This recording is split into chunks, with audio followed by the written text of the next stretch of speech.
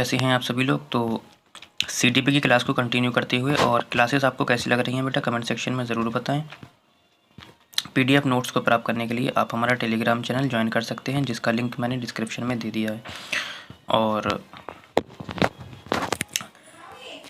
आपके जो previous year के सारे क्वेश्चन पेपर हैं वो भी जल्दी आपको टेलीग्राम पे प्रोवाइड करा दिए जाएंगे, बट उस पर थोड़ा सा काम चल रहा है। और जो भी मॉडल पेपर हैं वो भी जल्दी ही आपको टेलीग्राम चैनल पे मिल जाएंगे। तो आप लोग टेलीग्राम चैनल ज्वाइन कर लीजिए, और अगर क्लास अच्छी लग रही है आपको तो लाइक और सब्सक्राइब और अपने दोस्तों को भी शेयर कर सकते हैं। फ़िलहाल हम क्लास को शुरू करते हैं। क्वेश्चन नंबर 21 कहता है कि बच्चों के सामाजिकरण के संदर्भ में निम्न में से कौन सा कथन सही है। ठीक है, तो सामाजिकरण कब होता है? जब बच्चे अपने समकक्षों के साथ रहते हैं, और जैसे कि बाइकोस्की साहब हमारे कहते हैं, ठीक है, कि बच्चा जो होता है कैसे सामाजिक अंतर क्रिया का सिद्धांत दिया ना उन्होंने, तो वो समाज के साथ सीखता है, उन्होंने ये बोला था। ठीक है, तो मनुष्य एक सामाजिक प्राणी है बेटा, है ना। और बच्चों के सामाजिकरण में जैसे कि आपका परिवार हो गया, जो कि प्राथमिक संस्था कहलाई जाती है, विद्यालय दूसरी अवस्था कहलाई जाती है, पास पड़ोस समुदाय हो गया, ये भी सब क्या होते हैं, विशेष भूमिका निभाते हैं आपके। और परिवार सामाजिकरण का प्राथमिक कारक है, और विद्यालय आपका द्वितीय कारक है, जैसे कि मैं पहले भी बता चुका हूँ। क्योंकि किसी बच्चे में सामाजिकरण की जो नींव होती है वो परिवार से ही डलती है, जबकि विद्यालय सामाजिकरण का द्वितीय कारक है, ये तो आपको पता ही है। फिलहाल हमसे पूछ रहा है कि बच्चों के सामाजिकरण के संदर्भ में निम्न में से कौन सा कथन सही है। कहता है कि समकक्षी सामाजिकरण के प्राथमिक कारक हैं।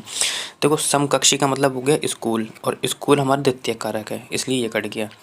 परिवार एवं जनसंचार दोनों सामाजिकरण के द्वितीय कारक हैं। देखो, परिवार मैंने आपको बताया था प्राथमिक कारक है आपका, ठीक है।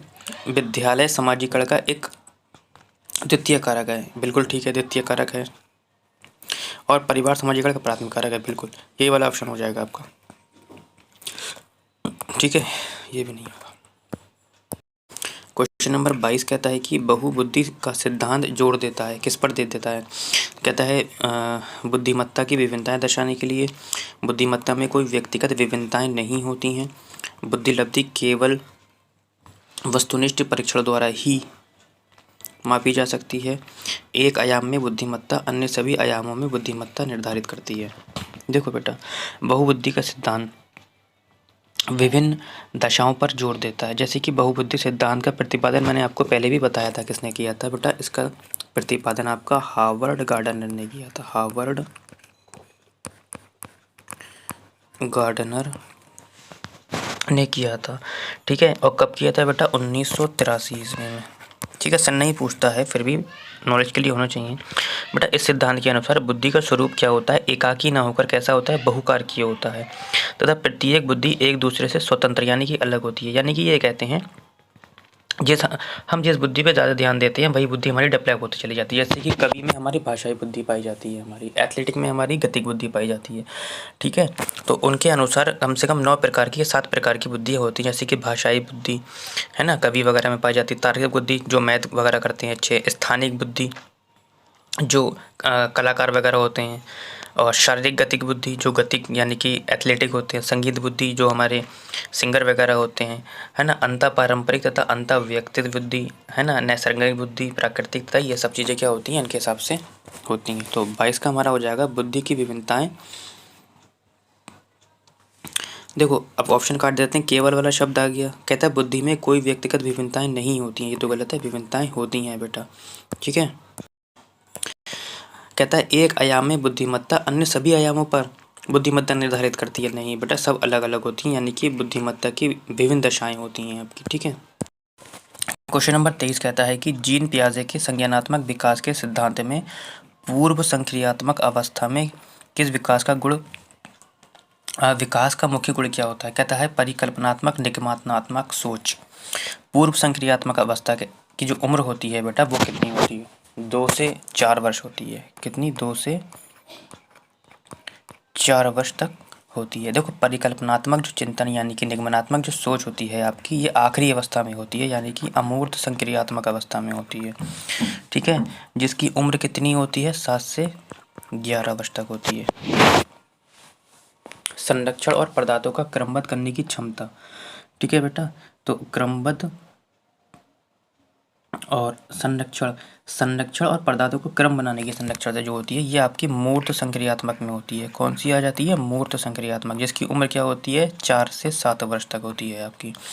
अमूर्त सोच का विकास, ये भी आपकी अमूर्त अवस्था में आ जाती है। एक ही अवस्था है विचार यानी कि सोच में केंद्रीकरण पाया जाता है आपका। तो ऑप्शन नंबर क्या हो जाएगा आपका 23 का चौथा हो जाएगा। ठीक है बेटा, आगे बढ़ते हैं इसी क्रम में हम। क्वेश्चन नंबर 24 कहता है कि विकास के संदर्भ में निम्न में से कौन सा कथन सही है? विकास के संबंध में हमें बताना। कहता है विकास केवल बाल्यावस्था के दौरान ही होता है। देखो ये कट गया। विकास बहुआयामी होता है, हो सकता है। विकास की दर सभी संस्कृतियों में सभी के लिए समान होती है, ये भी गलत है आपका। देखो सभी के लिए समान नहीं होती है। क्यों नहीं होती है बेटा? देखो कोई जल्दी चलना सीख जाता है, कोई देर में चलना सीखता है। ठीक है बेटा, कोई देर में बोलना सीखता है, कोई जल्दी बोलना सीख जाता है ना, इस तरीके से। तो ये विकास की दर सभी में अलग अलग होती है। विकास केवल विद्यालय में होने वाली, ये भी गलत है। देखो केवल शब्द भी आ गया तब भी गलत है, और विकास केवल विद्यालय में नहीं होता इस हिसाब से भी गलत है। तो विकास जो होता है बेटा बहुआयामी होता है। कैसा होता है विकास? बहुआयामी होता है। विकास एक निरंतर चलने वाली और बहुआयामी प्रक्रिया है जो कब से स्टार्ट होती है? मैंने पहले भी बताया था आप लोगों को, गर्भधारण अवस्था से जीवन पर्यंत तक चलती है। विकास की प्रक्रिया में बालक का जैसे कि कौन कौन से विकास आता है मैंने पहले भी बताया था आपको। शारीरिक विकास आता है, मानसिक, संवेगात्मक, भाषागत एवं सामाजिक विकास क्या होता है? सम्बंधित होता है। ठीक है बेटा। 25 कहता है कि लेव वाइगोस्की का सामाजिक सांस्कृतिक परिप्रेक्ष्य अधिगम प्रक्रिया में महत्व पर जोर देता है। कहता है अभिप्रेरणा पर जोर देता है, सांस्कृतिक उपकरणों पर देता है, संतुलीकरण या गुगारोपण पर देता है। देखो इनका सिद्धांत ही है सामाजिक अंतःक्रिया, यानी कि सामाजिक अंतःक्रिया का सिद्धांत, सामाजिक संज्ञानात्मक विकास का सिद्धांत, सामाजिक सांस्कृतिक विकास का सिद्धांत। ठीक है, तो इस सिद्धांत के अनुसार बालक के संज्ञानात्मक विकास एक अंतर्वैयक्तिक सामाजिक परिस्थिति में संपन्न होता है तथा सामाजिक संस्कृति परिप्रेक्ष्य अधिगम प्रक्रिया में सांस्कृतिक उपकरणों पर महत्व जोर देता है। ठीक है। क्वेश्चन नंबर 26 कहता है कि जीन पियाजे अपने संज्ञानात्मक विकास के सिद्धांत में संज्ञानात्मक संरचनाओं को के रूप में वर्णित करते हैं। कहता है कि विकास का समीपस्थ क्षेत्र, स्कीमा, मनोवैज्ञानिक या उद्दीपक अनुक्रिया संबंध। तो जीन पियाजे के अनुसार बताना। देखो समीपस्थ क्षेत्र ये जो आता है आपका किसका है? ये हमारा वाइगोस्की साहब का है। ये किसका है? वाइगोस्की का है। स्कीमा शब्द जो है हमारा पियाजे का है। किसका है? पियाजे का है। मनोवैज्ञानिक उपकरण नहीं होगा आपका। उद्दीपक अनुक्रिया ये आपकी पावलोव की आ जाती है। ठीक है। क्वेश्चन नंबर 27 कहता है कि एक समावेशी कक्षा में डैश यानी कि एक्स पर जोर होना चाहिए। किस पर जोर होना चाहिए ये बताना है। कहता है सामाजिक पहचान के आधार पर छात्रों को अलगाव कर देना। देखो ये तो वैसे सामाजिक समावेशी का हनन हो जाएगा क्योंकि समान शिक्षा दी जाती है समान बच्चों को, यानी कि सामान्य बच्चों से ऊपर वाले बच्चों को और सामान्य से नीचे वाले बच्चों को एक ही कक्षा में बेटा क्या किया जाता है? बिठाया जाता है। तो ये तो उसका हनन हो रहा है। हर बच्चे के सामर्थ्य को अधिकतम करने के लिए अवसर प्रदान करना हो सकता है। हर बच्चों को अधिकतम समानता देना है। प्रदर्शन अभिमुखी लक्ष्यों पर या विभेदी समरूपी निर्देशों पर ये कुछ नहीं होना है। ऑप्शन नंबर 2 हो जाएगा। क्वेश्चन नंबर 28 कहता है कि दिव्यांगजन अधिकार अधिनियम 2016 के अनुसार निम्न में से किस शब्दावली का प्रयोग उपयुक्त है? छात्र जिसे शारीरिक दिव्यांगता है, छात्र जिसका अशक्त शरीर है, या मंदित या विकलांग। देखो 2016 दिव्यांग अधिकार अधिनियम में ये बताया गया है कि आप बच्चों को विकलांग, मंदित छात्र यानी कि बच्चे के बारे में कुछ गलत टिप्पणी नहीं चलना है। उसके लिए एक शब्द दिया गया है जिसे हम दिव्यांगता बोलते हैं। क्या बोलते हैं बेटा? शब्द दिव्यांगता बोलते हैं। ठीक है, ये ध्यान रखना। क्वेश्चन जब ये आया था प्रीवियस ईयर का क्वेश्चन है, इंपॉर्टेंट है, तो बच्चे ज़्यादातर ये विकलांगता लगा के आए थे जो कि गलत हो जाएगा आपका। ठीक है, तो दिव्यांगजन अधिकार अधिनियम 2016 के अनुसार दिव्यांग छात्र हेतु छात्र जिसे शारीरिक दिव्यांगता है शब्दावली का प्रयोग किया गया है बेटा। ठीक है, ये ध्यान रखना है इस बात का, विकलांग शब्द का इस्तेमाल नहीं करना है। क्वेश्चन नंबर 29 कहता है कि जन्म से किशोरावस्था तक बच्चों में विकास किस क्रम में होता है? बहुत ही अच्छा क्वेश्चन है आपका। अगर आप थोड़ा सा गौर देंगे इस पे तो ये हमारा पियाजे से ये क्वेश्चन कंप्लीट हो जाएगा हमारा। पियाजे की कितनी अवस्थाएं होती हैं? मैंने आपको बताया था 4 अवस्थाएं होती हैं। एक होती है संवेदी पेशीय अवस्था,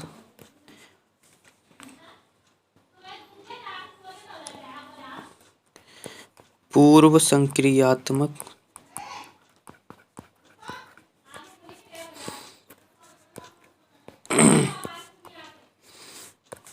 मूर्त संक्रियात्मक और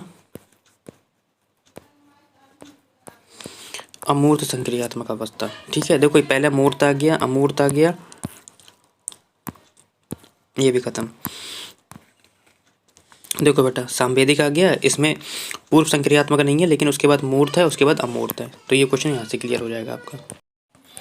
क्वेश्चन नंबर 30 कहता है कि एक प्रगतिशील कक्षा में व्यक्तिगत विभिन्नताओं को किस प्रकार देखा जाना चाहिए। बहुत ही अच्छा क्वेश्चन है कि एक प्रगतिशील कक्षा में, प्रगतिशील कक्षा यानी कि प्रगतिशील शिक्षा के जनक आपके कौन हैं, आपके जॉन डीवी साहब हैं। कौन है बेटा, जॉन डीवी साहब हैं। तो एक प्रगतिशील कक्षा में बच्चों को व्यक्तिगत विभिन्नताओं को अध्यापन अधिगम प्रक्रिया की परियोजना के लिए महत्वपूर्ण रूप से देखा जाना चाहिए आपका। ठीक है, कहता है कि योग्यता आधारित, देखो योग्यता के आधार पर मापदंड करना, मैंने आपको पहली बार बहुत बार बता चुका हूँ कि योग्यता के आधार पर, अंकों के आधार पर बच्चों को नहीं बांटना है। अध्यापन अधिगम प्रक्रिया की परियोजना के लिए महत्वपूर्ण हो सकता है। अधिगम क्रिया में वादा डालता है, देखो वादा तो नहीं डालेगा आपका। अध्यापक के पक्ष में असफलता, ये भी नहीं है। अब मुझे ऑप्शन इस वाले में कन्फ्यूजन भी था, फिर भी मैं अपने आंसर तक पहुंच गया। तो बेटा आज की क्लास कैसी लगी, और शेयर ज़रूर करें क्लास को, और कितने क्वेश्चन अटैम्प्ट किए ये भी ज़रूर बताएं।